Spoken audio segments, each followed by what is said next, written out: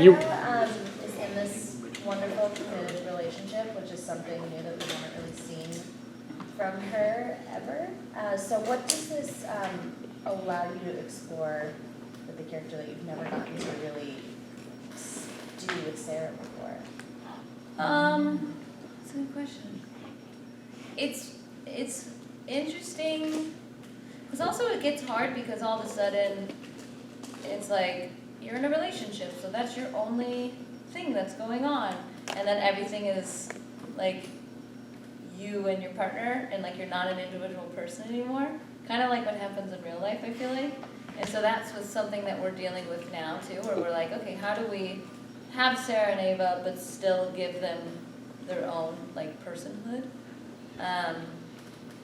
But I think it's just been a lot of fun, like, and the characters, like me and Jess have such good chemistry together, and so it's fun to kind of have that softer side of Sara. Is Sara going to deal at all anymore with the death of her father this year? I don't know. I may even be going on to Arrow. I don't know. We'll see. I don't work on that one anymore. Yeah. I'm reading the script. I don't know how. It's something I think that could come back at any time, kind of, because obviously, like, when someone you love and like your father passes away, that's something that will affect you your whole life. So even though we haven't dealt with it now, I still think it's possible that we would revisit it, but we haven't yet. There's so much to do in this season, in this world, and so many characters. It's hard to fit it all in there.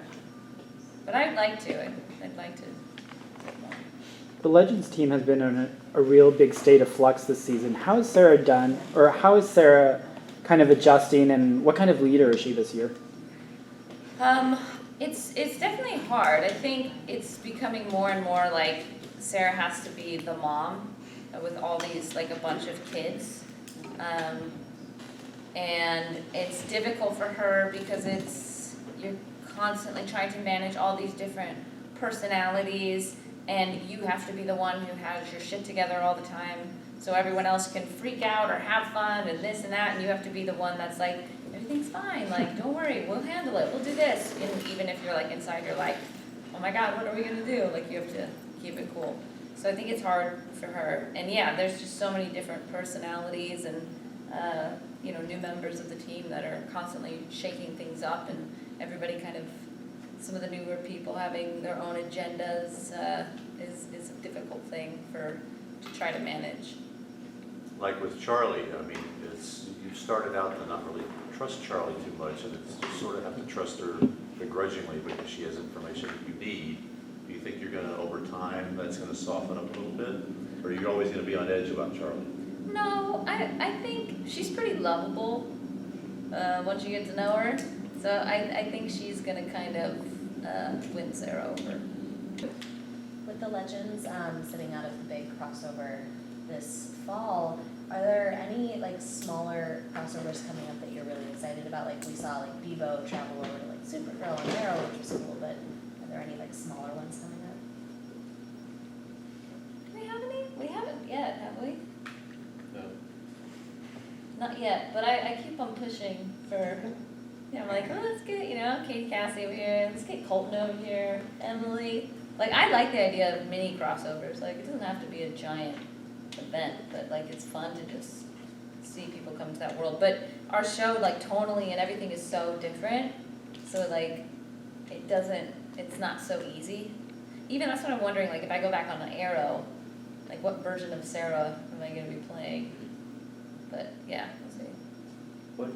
With the introduction of Hank Haywood, the Time Bureau has this new authoritative figure, and we know that he's going to be coming on to the Wave Rider in an upcoming episode. So I was wondering if you could tease how Sara kind of deals with this new leader in the Time Bureau. Sara hates Hank. Because Hank also is big bossing her girlfriend and is not very nice to Ava, so she's like, and I think, Ava follows the rules and the hierarchy, and Sara does not care about that. How long does it take them to kind of figure out that maybe that he has some nefarious intentions? Just wait until you guys find out what his real intentions are. There's so much stuff. I'm like, I feel like a wise old grandma right now. You'll know one day. You'll understand. What was the question? When does she find out? What? Like can you tease a little bit about how they find out his nefarious intentions? It starts to be uncovered, and at first, we don't really know what's going on, and things feel kind of conspiracy theory, and then the team has to do some diving, which is also where Mona's character comes in a lot. She's got some information, so it's kind of hard to get to the bottom of it, and we have to figure out what's really going on. Looking at Sarah's relationship and her leadership as captain of the Wave Rider, she's kind of found this really stable place in her life. So where do you think the character can grow from here now that she's essentially achieved the happily ever after, despite all the craziness that's going on in her life? Yeah, well that's definitely a boring character if they have nowhere to go and if they've achieved everything.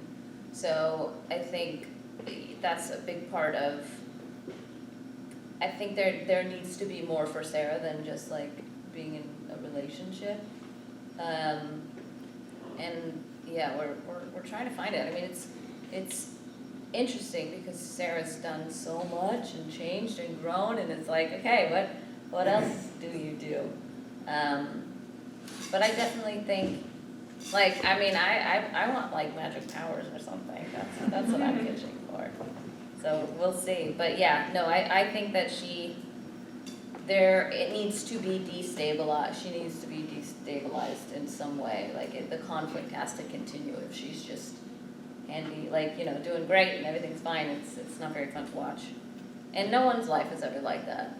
It's not like you get married or something, and then you're like, everything's all, coasting from here. It's like it never stops. It's not life. So I think there'll be more for her. The summer camp episode, what did you think of young Sara and young Ava? Oh my God, I loved them. They were so good. I mean, casting, when I first heard that episode, I'm like, so you're gonna try to find a 12-year-old who can act, who can do comedy, who can do martial arts, and that looks like me, and they did, and they found, the two young girls were fantastic, and they were so cute, and so good. Like, they were really, really good. I was so impressed by them. It was nice. What can you tell us about the way your relationship's evolving with Zari? Because one of the things that happened last season was that she was often really disruptive, whereas this season she described herself very much the same way you did, as being one of the grown-ups. Yeah, I think Sara definitely leans on Zari. She needs her help, so when Sara has to be gone, then she can have, babysitter come in. And I think it's, Zari's character is mature and is going through some stuff, and I think Sara understands her and they understand each other. Yeah, and Tala's had some great stuff this season, and it's really fun watching her character grow and do so much.